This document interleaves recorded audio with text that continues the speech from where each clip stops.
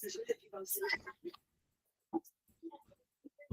नमो ब्रह्मादिभ्यो ब्रह्म विद्या संप्रदाय कर्तृभ्यो वंश ऋषिभ्यो महदभ्यो नमो गुरुभ्यः सर्व पल्लव रहितः प्रज्ञान घनः प्रज्ञर्थो ब्रह्मैवाहमस्मि। ॐ नारायणं पद्मभवद्वसिष्ठं शक्तिं च तत्पुत्र पराशरं च व्यासं सुखं गौरपदं महान्तं गोविन्द योगिन्द मथस्य शिष्यं श्रीशङ्कराचार्यं मथस्य पद्मपादं च हस्तमल्कं च शिष्यं तं त्रोटकं वार्तिकारमन्यान अस्मद्गुरुसन्तमानतो अस्मि। ओम शांति शांति शांति। स्वागत है।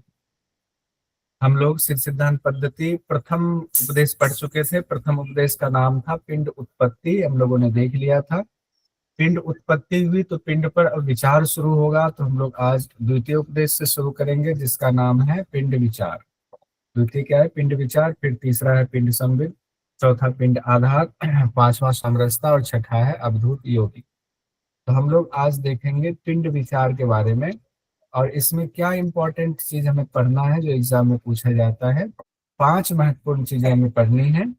पहला है नौ चक्र और उसके स्थान की चर्चा, और उस चक्र के दौरान कौन कौन से इंपॉर्टेंट पॉइंट्स आ रहे हैं उसको स्पेशल डायरी में नोट करना है, क्योंकि बहुत सारे इंपॉर्टेंट पॉइंट्स आने वाले हैं, ध्यान रखिएगा नौ चक्र के दौरान, जो एग्जाम के लिए बहुत महत्वपूर्ण हो जाता है। फिर 16 आधार अपने आप में बहुत महत्वपूर्ण है। 16 आधार का स्थान कौन कौन सा है पूरे शरीर में, उसको हम लोग याद करेंगे अभी, और उस पर ध्यान लगाने से क्या होता है उसको देखेंगे। लक्ष्य त्रय आया हुआ है, लक्ष्य त्रय में अंतर लक्ष्य, बहिर्लक्ष्य, मध्यम लक्ष्य। इसको बहुत डिटेल नहीं पढ़ेंगे, अंतर लक्ष्य, बहिर्लक्ष्य, मध्यम लक्ष्य को थोड़ा बहुत पढ़ के आगे बढ़ेंगे, क्योंकि इसमें कंफ्यूजन है। अलग अलग ग्रंथों में, व्याख्याकारों में भी थोड़ा कंफ्यूजन की स्थिति है। जो कंफ्यूजन है उसमें इतने क्वेश्चन आते नहीं है, फिर भी एक नजर हम लोग जरूर डालेंगे।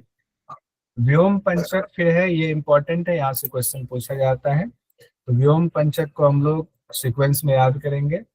फिर जो इम्पोर्टेंट है वो अष्टांग योग के नाम दिए गए हैं, यम नियम आसन प्राणायाम प्रत्याहार धारणा ध्यान समाधि। इसकी व्याख्या दी गई है, यम क्या है, नियम क्या है, आसन क्या है, प्राणायाम क्या है, प्रत्याहार क्या है, धारणा किसको कहते हैं, ध्यान किसको कहते हैं, समाधि किसको कहते हैं, ये इंपॉर्टेंट हमें पढ़ना है। ये द्वितीय उपदेश में।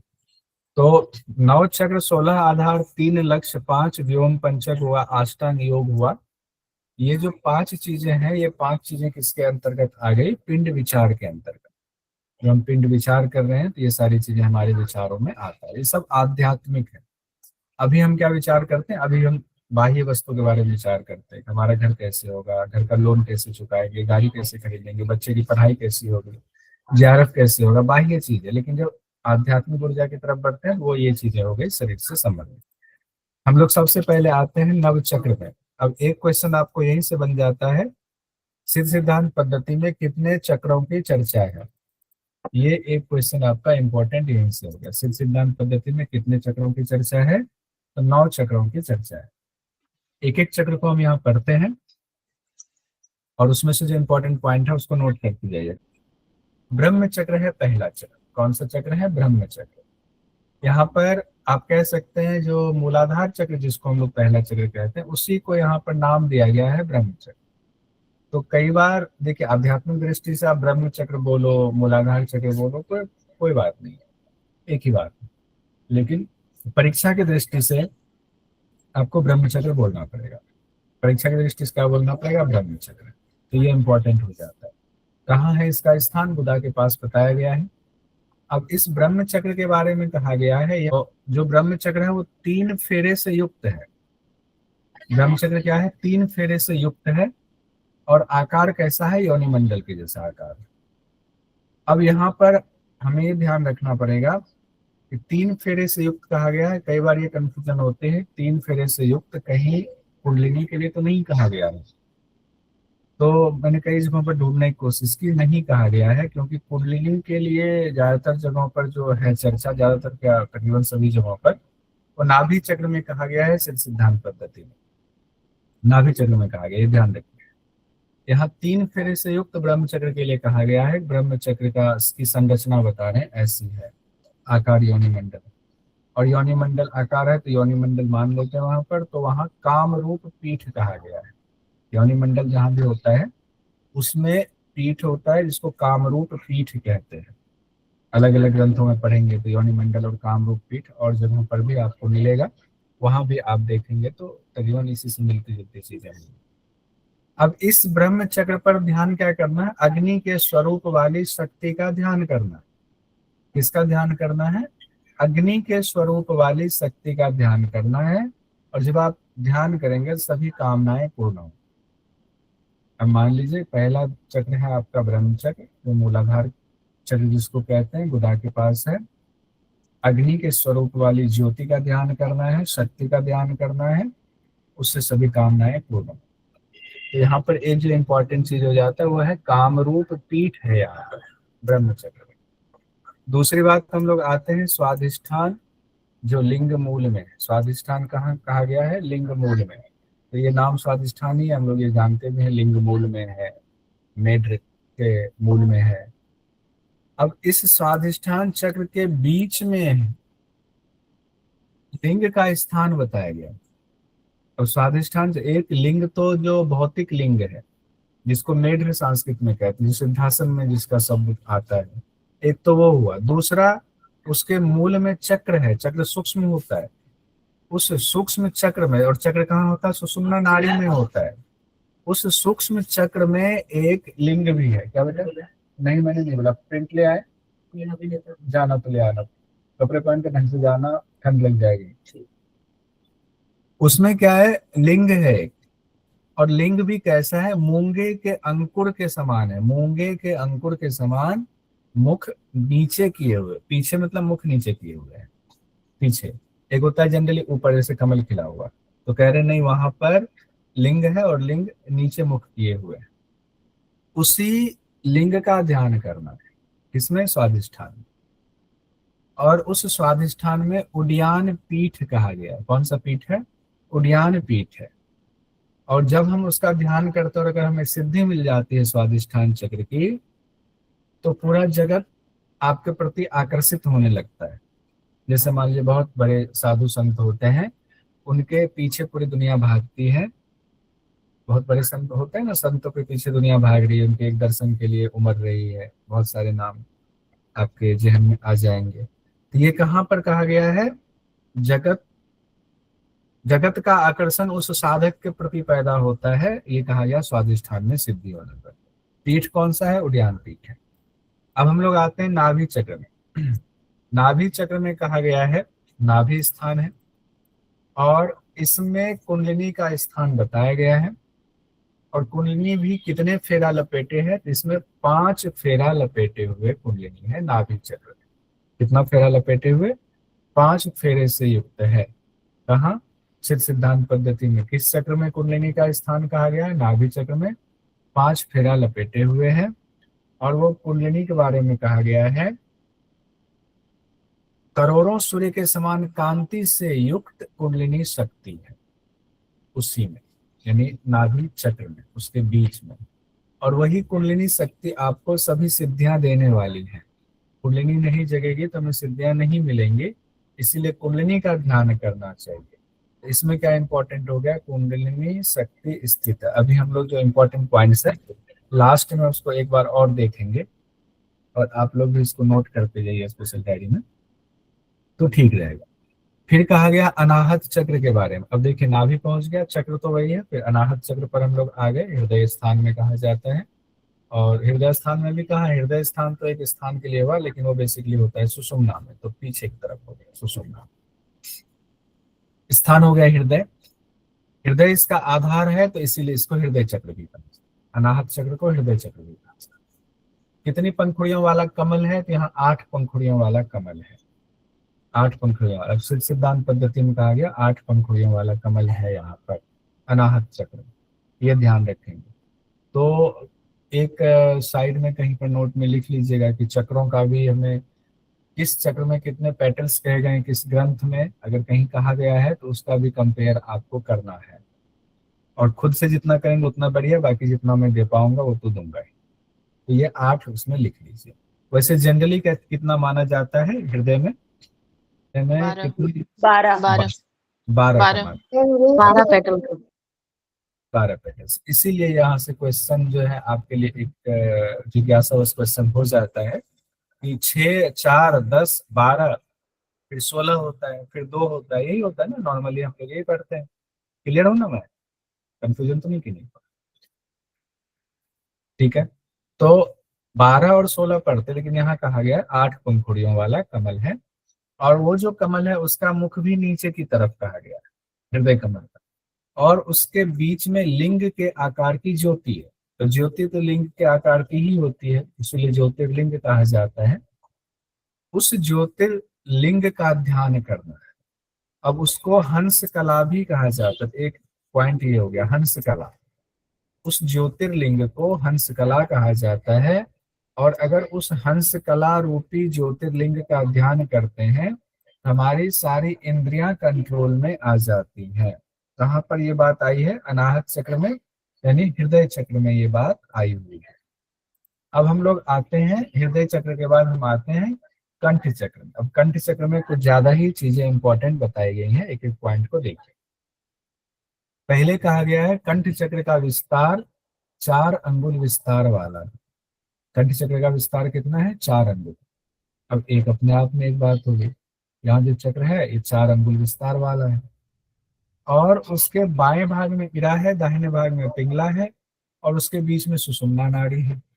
अब लीजिए, अब इरा पिंगला सुषुम्ना तो हम जानते हैं, बाएं में दाएं में और बीच में सुषुम्ना जानते हैं।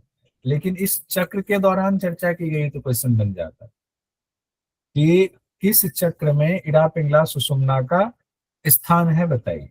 ये क्वेश्चन पूछा भी गया था, आगे भी कभी भी पूछा जा सकता है। तो कंठ चक्र में, जिसको कि हम लोग और कौन सा चक्र बोलते हैं इसको? विशुद्धि विशुद्धि चक्र। विशुद्धि चक्र। लेकिन यहाँ ध्यान रखना कंठ चक्र कहा गया। तो विशुद्धि चक्र में यानी कंठ चक्र में इरा पिंगला सुषुम्ना का स्थान है, 4 अंगुल विस्तार वाला है, और यहाँ पर अनाहत कला इसको कहा जाता है। तो अनाहत कला का निवास यहाँ माना जाता है, और अनाहत कला का ध्यान करने से अनाहत की सिद्धि मिलती है। अनाहत नाद जिसको कहते हैं। अब यहाँ शब्द अनाहत कला आया हुआ है, तो ये इंपॉर्टेंट हो गया यहाँ। अब हम लोग आगे देखते हैं, अभी हम लोग लिखते भी जाएंगे, बाद में लिख लेंगे। आप लोग इंपॉर्टेंट बताएंगे फिर हम लिख लेंगे। तालु चक्र आते हैं, स्वादिष्ठान कह रहा हूँ। विशुद्धि आ गया, जिसको कंठ चक्र कहा गया। कंठ चक्र से ऊपर हम पहुंचे तो पहुंच गए तालु चक्र में। कौन से चक्र में पहुंचे? तालु चक्र में। तालु अंदर वाला स्थान होगा, जिसको कि आप छोटी जिह्वा है उसके पास के एरिया को कहते हैं। तालु मूल में लटका हुआ जो मांस का पिंड है, जो हम कहते हैं छोटी जिह्वा जिसको, उसको यहाँ पर घंटिका कहा गया। घंटी के समान ही लटकता रहता है, घंटिका कहते हैं। उस घंटिका के मूल में यानी जड़ में एक छिद्र होता है, उस छिद्र को राजदंत कहते हैं। तो कई जगहों पर आप देखेंगे ना कि उसमें पद्मासन में लगाना है, राजदंत में जिह्वा को लगाने की चर्चा है, ये पढ़ा था, याद है ना? राजदंत में जिह्वा लगाना है। तो ये राजदंत, यही घंटिका स्थान को कहा जाता है। घंटिका स्थान क्यों कहा जाता है, अब यहाँ पर और क्लियर किया गया है। घंटिका स्थान के मूल में छिद्र है, उसको राजदंत कहा जाता है। और उस छिद्र में, वो जो छिद्र है, उस छिद्र के लिए नाम दिया गया है कि वो छिद्र क्या है? शंखनी नाड़ी का छिद्र है। अब लीजिए, एक नाड़ी है और उसका नाम दे दिया है शंखनी नाड़ी। एक नाड़ी इरा पिंगला सुषुम्ना हम लोग जानते हैं, ये नाड़ी आया कि शंखनी नाड़ी कहाँ है, तो तालु में शंखनी नाड़ी है। राजदंत का जो छिद्र है उसी को शंखनी नाड़ी का छिद्र कहा जाएगा। और इसे दसम द्वार भी कहा जाता है, 10वां द्वार है। द्वार शरीर में है, अलग अलग द्वार है, एक द्वार ये भी है, 10वां द्वार है। और इस 10म द्वार में क्या करना है? शून्य का ध्यान करना। इस दशम द्वार में शून्य का ध्यान करेंगे और ध्यान करने से चित्त का लय हो जाता है। ध्यान से क्या होता है? चित्त का लय हो जाता है। क्लियर है?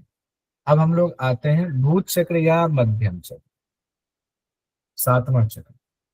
ध्यान करते जाइएगा, आप कहेंगे एक साथ पढ़ते चले जा रहे हैं, ध्यान करते जाइएगा, अभी देखेंगे। भूत चक्र, भूत चक्र पहुंच गए कहाँ? यहाँ भूत चक्र। तालु चक्र पर आए थे, विशुद्धि, तालु और भूमध्य चक्र है। भूमध्य चक्र इसको कि भ्रू चक्र भी कहते हैं, भूमध्य चक्र भी कहते हैं। हट प्रदीपिका में पढ़ा हुआ है कि यहाँ पर भगवान शिव का स्थान भी है। इसके लिए मध्यम चक्र का भी इस्तेमाल किया जाता है। ये एग्जाम में पूछा जाता है, मध्यम चक्र किसको कहते हैं? तो भू चक्र को मध्यम चक्र कहते हैं। ये इंपॉर्टेंट पॉइंट है, इसको भी नोट करना। इसका विस्तार अंगुष्ठ मात्र कहा गया। विस्तार कितना है? अंगुष्ठ मात्र विस्तार कहा गया। और यहाँ पर ज्ञान नेत्र है, तो भगवान शिव के तीसरी नेत्र जो है यहाँ होती है। बचपन में क्या होता था, बहुत सारे लोग स्कूल में किसी ने बोल दिया ऐसे ऐसे 108 बार अगर रगड़ोगे यहाँ तीसरी नेत्र खुल जाएगी तुम्हारी। सबने सोचा तीसरी नेत्र खुल जाएगी, जिससे झगड़ा है उसकी तरफ देखेंगे वो भस्म हो जाएगा, आज तो छोड़ेंगे नहीं। रगड़ लिया एक ने रगड़ा, बस यहाँ पर अब स्किन पर रगड़ोगे तो यहाँ फूल के इतना बड़ा हो जाता, फिर वो दर्द शुरू। रगड़ लिया किसी ने, दर्द शुरू हुआ, उसने सोचा हमारा वो हम दूसरे को भी बताएं, हो रहा है, तुरंत नेत्र खुल रहे हैं, तुम भी करो ऐसा किया। मैं हॉस्टल में पढ़ता था, 6th क्लास में था, तो मैंने ऐसे बात नहीं बताया, ऐसा ही हुआ था। एक ने रगड़ा, उसका हो गया, दूसरे ने क्या हो गया, अब क्या बोले तो तीसरे को भी कहते हैं। ऐसे जो है कई लड़कों ने किया, टीचर को पता चला, लेकिन ऊपर लगा सबको, फिर सब शांत हुआ। अब वो 4-5 दिन तक सूजा रहा यहाँ पूरा, तीसरे नेत्र के साथ में घूमता रहा वो। तो ऐसा हुआ था। तो यहाँ पर क्या है, ज्ञान नेत्र है। यहाँ दीपक की शिखा के आकार में ध्यान करना है, और यहाँ ध्यान करने से वाक सिद्धि हो जाएगी। अगर भूमध्य पर ध्यान करेंगे वाक सिद्धि मिल जाती है। तो मध्यम चक्र हुआ, अंगुष्ठ मात्र स्थान हुआ, ज्ञान नेत्र है, वाक सिद्धि। एक एक इम्पॉर्टेंट पॉइंट्स है, एक बार में नहीं होगा। इस पर आपको घर पे मनन करना पड़ेगा, चिंतन करना पड़ेगा। अभी हम लोग दोबारा से देख लेंगे, आप लोगों से थोड़ा बुलवा भी लेंगे, लेकिन इतना भी स्लो हम लोग पढ़ेंगे तो सिलेबस में दिक्कत हो जाएगी कंप्लीट होने में। बहुत इंपॉर्टेंट चीजें अभी हमें पढ़ना बाकी है। 8वें चक्र पर हम आते हैं, जिसको कहते हैं निर्वाण चक्र। निर्वाण चक्र यह अत्यंत सूक्ष्म छिद्र होता है, सुई की नोक की तरह ये छिद्र होता है इसका, निर्वाण चक्र का। और उसमें धुएं की शिखा के रूप का ध्यान करना है। धुआं देखा ना, धुएं की शिखा उठती रहती, पतली पतली सी शिखा जाती रहती है, उसका ध्यान करेंगे। और यहाँ पर जालंधर पीठ भी है। कहाँ पर? निर्वाण चक्र में जालंधर पीठ भी है।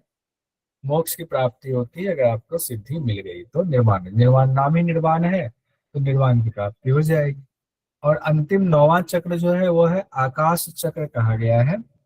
आकाश को दूसरा व्योम भी कहते हैं, तो कई जगहों पर व्योम चक्र भी आता है, लेकिन इस यहाँ हम लोग याद रखेंगे आकाश चक्र ही। आकाश चक्र 16 पंखुड़ियों से युक्त कमल है, जिसे व्योम चक्र में भी 16 पंखुड़ी कहा जाता है। और इसका मुख कहा गया है ऊपर की ओर है, और उसके मध्य में त्रिकूट, त्रिकूट के आकार वाले ऊर्ध्व शक्ति, ऊर्ध्व शक्ति मतलब जो ऊपर उठने वाली शक्ति है, वो मौजूद है। और ध्यान जो शक्ति का करना है यहाँ पर, आकार रहित शक्ति का ध्यान करना। आकार रहित शक्ति का, यानी निर्गुण ध्यान की चर्चा है, यानी शून्य का ध्यान करें। आकाश चक्र पर किसका ध्यान है? निर्गुण ध्यान की चर्चा है। वहीं पर पूर्णगिरि पीठ है, ध्यान से समस्त इच्छाओं की पूर्ति होती है। अब 2-3 चीजें यहाँ इंपॉर्टेंट, हम लोग बिना इसको देखे एक बार कोशिश करते हैं कि कुछ हो जाए, फिर हम लोग देखते हैं कुछ लिखा है क्या। नहीं, नीचे जो लिखा है उसको रहने देते हैं। पीठ हम लोगों को बताते हैं कौन कौन सी पीठ है। 3 पीठ है। उड़ियान पीठ, सर काम पीठ और एक पूर्णगिरि पीठ। जालंधर पीठ भी था। सब नए पुराने लोग बताएंगे, नए लोग क्या बताएंगे? हेमलता जी बताइए, पीठ कौन कौन से हैं? जी सर, कामरूप पीठ है, उड़ियान पीठ है, जालंधर पीठ और पूर्णगिरि पीठ, 4 है। सब लोग सहमत हैं? हेमलता जी ने ठीक कहा है? ठीक है, तो सपना जी बता दीजिए कामरूप पीठ कहाँ पर है? चक्र, सर ब्रह्म ब्रह्मचक्र। उद्यान पीठ कहाँ है? सर स्वादिष्ठान में। जालंधर पीठ? सर जालंधर पीठ आपका निर्वाण चक्र में। निर्वाण। पूर्णगिरी हो गया आकाश में। आकाश चक्र। ठीक है, हाँ प्रियंका जी का सवाल है कुछ। नहीं सर, यही बताने के लिए हैंड रेज किया था। अच्छा अच्छा अच्छा अच्छा, ठीक। पीठ हम लोगों ने देख लिया, स्थान देख लिया, क्योंकि ये आपको याद रखना चाहिए। अब हम लोग देखते हैं, कला शब्द आया हुआ था, तो दो कला आया हुआ था, एक हंस कला और एक और कला आया हुआ था, अनाहत। अनाहत कला। अनाहत कला। हंस कला कहाँ पर है, अनाहत कला कहाँ पर है? अनाहत में हंस कला है और कंठ में है अनाहत कला। अनाहत चक्र है ना, उसमें हंस कला है और कंठ में है अनाहत कला। सब सही है लोग सहमत हैं? उदित जी से सहमत हैं सब लोग?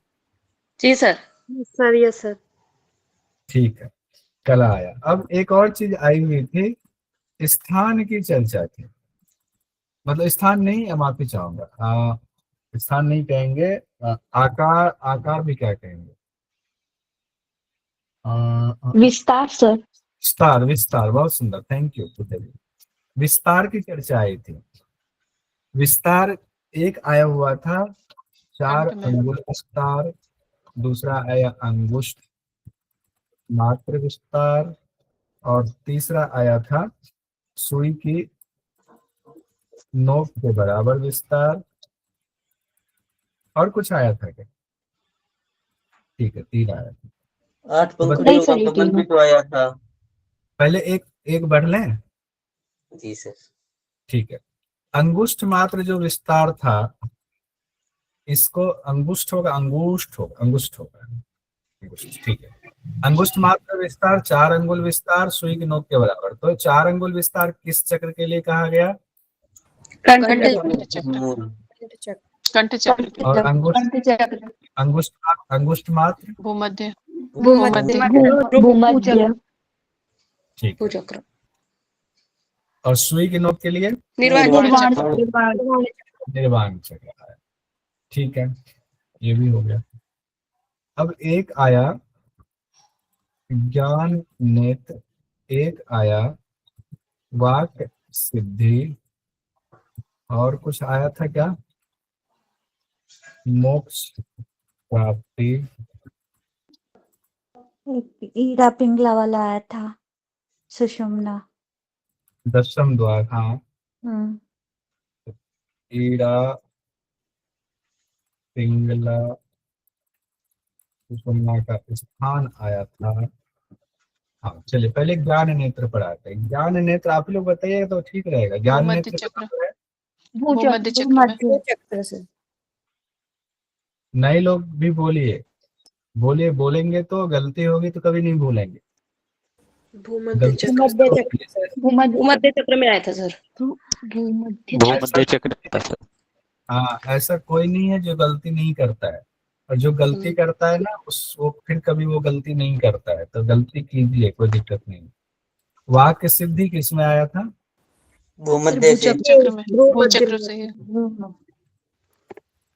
भूमध्य चक्र में ही वाक्य सिद्धि आया था। मोक्ष प्राप्ति कहाँ आया?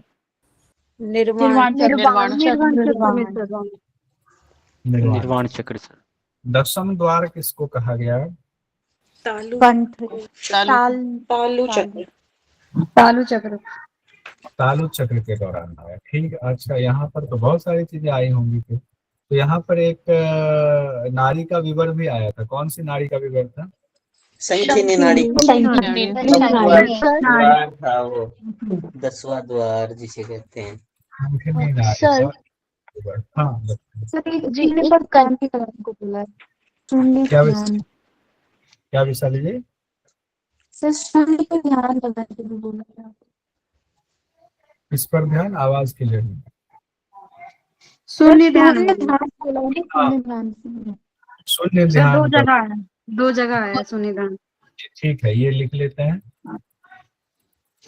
शून्य पर ध्यान, ये कर लेते हैं। पहले इसको कर लेते हैं। शंखनी नारी आया और घंटिका स्थान आया, यहाँ पर राजदंत शब्द भी आया हुआ था। कौन से चक्र में राजदंत आया था? तालु में, तालु ताल चक्र, तालु चक्र के दौरान ही आया था। चलिए ये हो गया। इरा पिंगला सुषुम्ना का स्थान कहाँ आया था? कंठ चक्र से। कंठ चक्र, कंठ चक्र में आया था, ठीक है। अब शून्य पर ध्यान कहाँ कहाँ आया था? आकाश चक्र, तालु चक्र से। चक्र, आकाश चक्र, और तालु चक्र। चलिए एक बार और देखिए। अब यहाँ हो गया आपका शून्य पर ध्यान में लिखे। अब इसमें सारे इंपॉर्टेंट पॉइंट हो गए कि नहीं लगता है कुछ छूटा हुआ है? चक्र में सर हम्म, जगत का आकर्षण। हाँ, जगत का आकर्षण, 8 पंखुड़ियों वाला, 8 पंखुड़ियों वाला, उनके 9 समस्त इच्छाओं की पूर्ति 2 में है। जगत का आकर्षण कहाँ कहा गया है, किस चक्र से संबंधित है? स्वादिष्ठान चक्र। स्वादिष्ठान। 8 पंखुड़ियों वाला कमल किस चक्र में है? अनाहत चक्र। अनाहत। और सर आकाश चक्र में 16 पेटल्स वाला है। आकाश चक्र में 16 दल वाला कमल, ठीक है। 16। एक दो क्वेश्चन देखिए कैसे पूछा जाता है। इतना जितना हम लोग टफ कर रहे हैं नहीं, बहुत आसान है। पिंड अथवा मानव शरीर में नव चक्रों का वर्णन किस ग्रंथ में किया गया है? मानव शरीर में नव चक्रों का वर्णन। सिद्धांत पद्धति। ये 4 नाम दिया गया, हम लोग जानते हैं। जैसे नव चक्र आया तो नव चक्र सिद्धांत में। फिर एक क्वेश्चन देखिए, कितना आसान क्वेश्चन पूछा गया। निम्नलिखित में सिद्धांत पद्धति में किन चक्रों का उल्लेख किया गया है? इसमें से कितना आसान है निकालना है, कौन कौन से चक्र हैं देख लीजिए। 2 ही चक्र हैं, दूसरा और तीसरा। अब ठीक है, अब ये एक एक लाइन में ये हम लोग क्वेश्चन है ऊपर सर। कुंडलिनी के कितने स्वरूप की चर्चा है? स्वरूप मतलब 5 मतलब लपेटे हुए बताया गया उसको ना सर। स्वरूप को उनने वो बोला है क्या? 5 फेरे कोई हमने हटा दिया। ठीक है, वो नहीं है। वो कभी हमने इसको क्वेश्चन पूछा तो लिखा था, लेकिन वो नीचे आएगा, अभी नहीं आएगा, इसको हटा दीजिए। अच्छा, बाद में आ गई क्वेश्चन सर, ये बात। अब एक एक लाइन में फटाफट देखते हुए पढ़ते हैं। कामरूप पीठ का स्थान ब्रह्मचक्र में, उद्यान पीठ आपका स्थान, कुंडलिनी आपका हो गया नाभि चक्र में, कुंडलिनी का स्थान कहा गया। हंस कला ज्योति हम लोगों ने अभी देखा अनाहत चक्र में, और अनाहत कला देखा कंठ चक्र में। ये कंफ्यूजन वाली स्थिति हो सकती है जो उदित जी ने भी कहा। राजदंत तालु चक्र में, घंटिका के पीछे, और शंखनी नारी का विवर है राजदंत में। 10वां द्वार का स्थान कहाँ है? तालु चक्र में। वाक सिद्धि मिलती है भूचक्र पर ध्यान लगाने से। जालंधर पीठ का स्थान हो गया निर्वाण चक्र में। पूर्णागिरी पीठ का स्थान बताया गया आकाश चक्र में। और आकाश चक्र में कितनी पंखुड़ियों वाला कमल है? तो 16, और 4 अंगुल विस्तार वाला कंठ चक्र, अंगुष्ठ मात्र भूमध्य, और सुई के नोक के बराबर, ऊपर आने के लिखा था सुई के नोक के बराबर। ये हो गया आपका निर्वाण। अच्छा, ठीक है। यहाँ पर पीठ भी आ गया, कामरूप उद्यान जालंधर पूर्णगिरी, ठीक है। अब हम लोग एक बहुत, इसमें आपको दिक्कत तो नहीं रहा? चक्र में नव चक्र में क्लियर है? किन्हीं को भी दिक्कत है बताइए, तो हम लोग कहेंगे, नहीं तो आगे बढ़ेंगे। किन्हीं को भी है तो एकदम बताइए। नहीं है ना, ठीक है। अब हम लोग आते हैं 16 आधार में। 16 आधार को भी अभी ही याद कर लेंगे। जैसे हम लोगों ने नव चक्र को देख लिया, इंपॉर्टेंट पॉइंट्स देख लिए, वैसे इसको भी देख लेते हैं। और 16 आधार में थोड़ी सी दिक्कत होगी तो उसको भी देख लेते हैं हम लोग कि कहाँ दिक्कत आ सकती है। तो सबसे पहले आधार का क्या तात्पर्य है, ये व्याख्या के हिसाब से है। मुझे जगह एक व्याख्या मिली हुई थी जो गोरखनाथ मंदिर से किताब छपी हुई है सिद्धांत पद्धति, जिसके टीकाकार है रामलाल श्रीवास्तव जी। उनकी व्याख्या को हमने यहाँ पर लिखा हुआ है। उनकी व्याख्या है, मुझे कुछ नहीं आता, चूंकि वहाँ अच्छा लगा मुझे हमने लिखा कि आधार से क्या मतलब है, 16 आधार। तो आधार का शब्द उनका कहना है, रामलाल श्रीवास्तव जी का, आधार शब्द का अर्थ होता है धारण करने वाला। शारीरिक और मानसिक क्रियाओं को वश में करके ये आधार सहायक होते हैं, यानी शारीरिक और मानसिक क्रियाओं को वश में करने में ये आधार महत्वपूर्ण भूमिका निभाते हैं। इससे आपके सारी क्रियाओं को नियंत्रित कर सकते हैं। जब क्रियाओं को नियंत्रित करेंगे तो जाहिर सी बात है आपकी योग साधना में मदद मिलेगी, क्योंकि चित्त को स्थिर करना है। फिर उनका कहना है कि शरीर में अनेक ऐसे शक्ति के स्थान हैं जो तेजोमय शक्ति स्थान है, और गुरु गोरखनाथ जी ने उन्हीं तेजोमय शक्ति स्थान को आधार कहा है। और उस आधार को अगर आपने कंट्रोल कर लिया, आप अपने शारीरिक और मानसिक क्रियाओं को भी वश में कर सकते हैं, ऐसा व्याख्या में लिखा है। अब परीक्षा की दृष्टि से हम लोग आते हैं। 16 आधार का नाम और संस्कृत के शब्द को भी हम देखेंगे, क्योंकि संस्कृत के शब्द भी कई बार आ जाते हैं, फिर हमारे लिए मुश्किल होती है। पैर का अंगूठा, अपना अपना अंगूठा भी ध्यान कर दीजिए, जो शब्द बोलो उसको देखते चले जाइएगा। पैर का अंगूठा पहला है, जिसके लिए शब्द इस्तेमाल किया गया है पाद अंगुष्ठम या पादा अंगुष्ठम। दूसरा है मूलाधार, इसके लिए मूलाधार है शब्द इस्तेमाल किया गया है। तीसरा है गुदाद्वार, इसके लिए शब्द इस्तेमाल किया गया है गुदाधार है, गुदाधार है। गुदाद्वार के लिए गुदाधार है इस्तेमाल किया गया है। चौथा है लिंग, लिंग के लिए इस्तेमाल किया गया है मेढ्राधार है, मेढ्राधार है, ध्यान कीजिएगा। मेढ्र, मेढ्र लिंग कहते हैं संस्कृत इसलिए। ओडियान, ओडियान के लिए ओडियान शब्द ही इस्तेमाल किया गया है। फिर है छठे नंबर पर नाभि, अपना अपना स्थान भी ध्यान करते हुए नाभि, फिर नाभि हो गया आपका आधार। सातवां आधार बताया गया है हृदय, इसके लिए शब्द आया है संस्कृत में हृदयाधार है। फिर है कंठ, इसके लिए शब्द आया कंठाधार है। फिर आया नौवां घंटिका, शब्द आया हुआ है संस्कृत का घंटिकाधार है। फिर है तालु, तालु के लिए आया हुआ है तलवाधार है। यहाँ तलवा से कंफ्यूजन होती है, तलवा पांव वाला तलवा तो नहीं है, नहीं, ये तलवाधार है, तालु वाला तलवा है। फिर आ रहा है जिह्वा, जिह्वाधार है। फिर भूमध्य, भूमध्य में आया हुआ है भूमध्याधार है। संस्कृत शब्द भी गौर से ध्यान कीजिए। फिर है नासिका, नासाधार है, नासिका नासाधार है। फिर है नासा मूल, नासा मूल कपाटाधार है। फिर है नासा मूल कपाटाधार है। फिर है ललाट, ललाटाधार है। फिर है ब्रह्मरंध्र, ब्रह्मरंध्रम, ब्रह्मरंध्र, ब्रह्मरंध्रम। ठीक है, 16। अब एक बार आंख बंद कीजिए सब लोग, और मैं बोलता जाता हूँ, उस जगह पे ध्यान लेते जाइएगा। कोशिश कीजिए एक बार, फिर हम लोग इसको देखेंगे स्थान को अच्छे से। पहले है पांव का अंगूठा, पाद अंगुष्ठ, उससे ऊपर आएंगे मूलाधार, मूलाधार है। उससे ऊपर आएंगे गुदाधार है, गुदाद्वार। उससे ऊपर आएंगे मेढ्राधार है, यानी लिंग स्थान। उससे ऊपर आएंगे ओडियान, पेट वाला हिस्सा।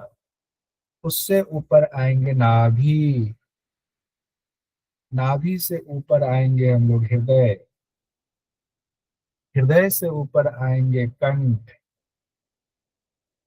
कंठ से ऊपर आएंगे घंटिका स्थान, क्योंकि घंटिका नीचे लटक रही है इसलिए पहले घंटिका। फिर घंटिका से ऊपर बढ़ेंगे तो तालु स्थान, घंटिका से ऊपर तालु होता है, तालु स्थान। फिर उससे ऊपर आएंगे, कहा गया जिह्वा, चूंकि जिह्वा का मूल अंदर है इसलिए जिह्वा। फिर जिह्वा के बाद कहा गया है भूमध्य पर सीधे हम लोग पहुंच गए, दोनों भावों के मध्य में। फिर हम लोग पहुंच गए नासिका पर, नासाधार है। फिर नासाधार, नासाधार के बाद हम पहुंच गए नासा मूल, नासा मूल में, नासा मूल से हम पहुंच गए ललाट पर। भूमध्य बीच में आया था, देखिए भूमध्य के बाद नासिका, फिर नासामूल, फिर ललाट, और ललाट के बाद हम पहुंच गए ब्रह्म रंध्र पर, ब्रह्म रंध्रम। अब ये 16 हो गए, आंखें खोल लीजिए। अब एक एक को हम लोग फिर से देखते हैं, याद हो जाएगा। एक दो जगह पर दिक्कत होगी। एक दिक्कत होगी आपको घंटिका तालु, ये वाला घंटिका में जाए, तालु में जाए, फिर जिह्वा में जाए, तो ऐसे जहां दिक्कत वाला है वो ध्यान करिए। घंटिका तालु जिह्वा, एक सेट ये याद कर लीजिए, एक सेट याद कर लीजिए। भूमध्य, नासिका, नासिका मूल, ललाट, भूमध्य, नासिका, नासिका मूल, ललाट, फिर जो है ब्रह्मरंध्र तो लम्हा हो ही गया। एक दिक्कत और आएगी, जो दिक्कत आती है मूलाधार और गुदाद्वार। तो पहले मूलाधार फिर गुदाद्वार, पहले मूलाधार फिर गुदाद्वार, बाकी तो सीक्वेंस में आ जाएगा।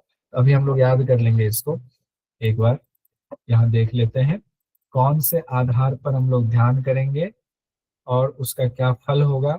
यहाँ पर गुरु गोरखनाथ जी बता रहे हैं, कहते हैं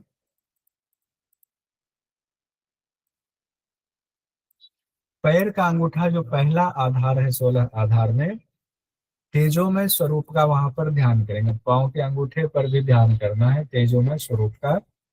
फिर साधक की दृष्टि स्थिर होती है।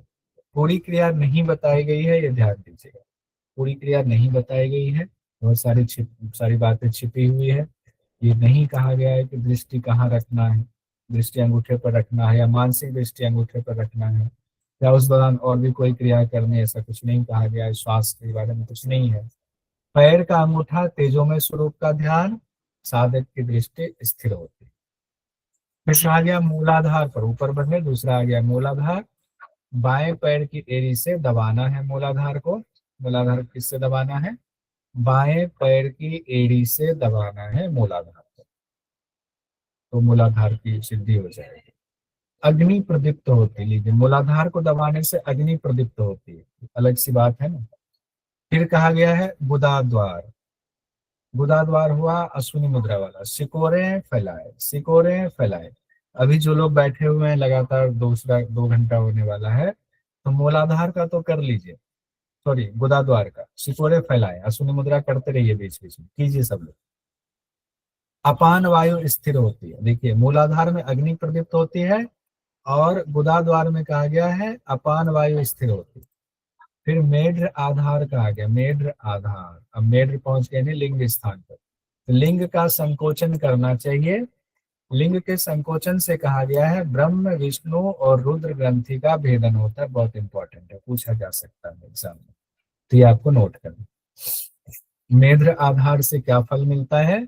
ब्रह्म ग्रंथि, विष्णु ग्रंथि, रुद्र ग्रंथि का भेदन होता है, ये बहुत इंपॉर्टेंट है। लिंग के ऊर्ध्वमुख होने से वीर्य स्थिर होता है। अब ये भी बात एक आ गई कि वज्रोली मुद्रा से संबंधित है। फिर आते हैं मेढ्र के बाद ओडियान पर हम लोग आते हैं। ओडियान, ओडियान पर नियंत्रण करना है, मलमूत्र कम होने लगता है। ओडियान के बारे में कहा गया, नाभि से नीचे और मेढ्र से ऊपर का स्थान ओडियान कहा गया है। ओडियान पर अगर आपका नियंत्रण होता है तो मलमूत्र कम होने लगता है। फिर कहा गया नाभि, अब नाभि पर पहुंच गए। नाभि पर ध्यान करेंगे, ओंकार का उच्चारण करेंगे। नाभि पर ध्यान करते हुए ओंकार का उच्चारण करेंगे। चित्त का नाद में लय होता है, हमारा चित्त जो है वो उस ओंकार में, उस नाद में उसका लय हो जाएगा। यहाँ से क्वेश्चन पूछा गया था, तो कहीं से भी पूछा जा सकता है। पूछा गया था ओंकार का उच्चारण किस आधार के लिए कहा गया, ऐसे हो सकता है, ऐसा और क्वेश्चन अलग अलग तरीके से पूछा जाए। तो नाभि जो आधार है, नभ्याधार, उसमें ओंकार का उच्चारण बताया गया है। फिर हम आते हैं हृदय पर। हृदय में कहा गया प्राण को स्थिर करना है, इससे हृदय कमल विकसित होता है। प्राण को स्थित करेंगे तो हृदय कमल विकसित होगा। फिर आते हैं कंठ पर। ठोड़ी को कहा गया है कंठकूप में लगाएं। ठोड़ी को कहाँ लगाएंगे? कंठकूप में लगाएंगे। इड़ा पिंगला में वायु प्रवाह स्थिर होता है। इड़ा पिंगला में वायु प्रवाह स्थिर होता है। फिर है 9वां घंटिका। कंठ के बाद आए सीधे घंटिका। घंटिका के बाद 3 चीजें याद करनी थी, घंटिका, तालु और जिह्वा। याद कराया था। घंटिका, तालु, जिह्वा। जब मैं बोलता हूँ तो आप भी माइक बंद है, आप भी बोलिए तो मजा आएगा। घंटिका, तालु, जिह्वा, तब याद होगा, नहीं तो मेरा याद हो रहा है, आपका थोड़ी याद हो रहा है। तो घंटिका में कहा गया है जिह्वा के आगे के भाग को घंटिका स्थान में लगाएं। अमृत का श्राव होता है, अमृत का श्राव। अब लगा के देखिए क्या पता अमृत मिल जाए। फिर कहा गया तालु, जिह्वा को चालन दोहन क्रिया से लंबा कर छिद्र में ले जाए। तालु में छिद्र होता है, उस छिद्र में कह रहे हैं कि अभी तो घंटिका के पास आप ले गए जिह्वा को, अब तालु के पास छिद्र है तो पहले चालन दोहन क्रिया से लंबा कीजिए जिह्वा को, फिर जिह्वा को उस तालु के पास जो छिद्र है उसमें ले जाए। फिर इसमें कहा गया साधक पूर्ण स्थिर होता है और उनकी जड़ समाधि सिद्ध होती है। जड़ समाधि मतलब कहा गया काष्ठ के समान चित्त हो जाना, जड़ समाधि, चित्त पर कोई विचलन नहीं आता है, ये कहा गया। फिर जिह्वा पर पहुंच गए। जिह्वा मूल में जीव के अग्रभाग को लगाए। जिह्वा कैसे लगाएंगे अब मुझे नहीं पता, लेकिन कहा गया जिह्वा मूल में जिह्वा के अग्रभाग को लगाएंगे। जिह्वा मूल सभी रोग दूर होता है, जिह्वा मूल में जिह्वा के अग्रभाग को लगाने से। उसके बाद कहाँ पहुंचेंगे, अब यहाँ हमने याद कराया था भूमध्य, नासिका, तो नासिका धारह कहा गया था, या नासिकाग्र भी कहा जाता है, ध्यान रखिएगा। नासिका धारह कहा गया, नासिका आधार, या नासिकाग्र भी उसको व्याख्या में कहा जाता है। तो भूमध्य, नासिका, नासिका मूल, ललाट और ब्रह्मरंध्र। भूमध्य, नासिकाग्र, नासिका मूल, ललाट, ब्रह्मरंध्र, ये आपका 16 हो जाएगा। भूमध्य पर पहुंचते हैं तो कहा गया यहाँ चंद्रमंडल का ध्यान कीजिए। भूमध्य है, यहाँ चंद्रमंडल का ध्यान कीजिए। चंद्रमंडल का ध्यान करेंगे तो तन मन शीतल होगा। चंद्रमा में क्या होती है, शीतलता होती है, तो तन मन शीतल हो जाएगा। नासिकाग्र पर ध्यान करेंगे, नाक के अगले भाग पर ध्यान करेंगे तो मन एकाग्र होगा, चंचलता दूर होगी। मन क्या होगा, एकाग्र, और चंचलता दूर होगी। नासिका मूल में जाएंगे, नासिका मूल में अगर दृष्टि को स्थिर करने की कोशिश करेंगे, 6 महीना होते होते प्रकाश पुंज दिखना शुरू हो जाएगा। 6 महीने में प्रकाश पुंज दिखेगा। अब इसके बाद कहाँ चले गए, हम ललाट पर गए। प्रकाश पुंज का ध्यान करेंगे। ललाट पर प्रकाश पुंज का ध्यान गए। पुंज मतलब बहुत सारी प्रकाश की जो है ऐसे ज्योति नजर आएंगे आपके ललाट पर। प्रकाश पुंज वह तेजस्वी हो जाता है, प्रकाश पुंज का आकर के लिए। अब 16वें में पहुंचे ब्रह्मरंध्र। ब्रह्मरंध्र में हमें गुरु के दोनों चरणों का ध्यान करना है। क्या करना है, गुरु के दोनों चरणों का ध्यान। तब आकाश के समान पूर्ण हो जाता, नहीं अब कुछ जानने के लिए शेष नहीं रहा, पूरा पूर्ण हो गया।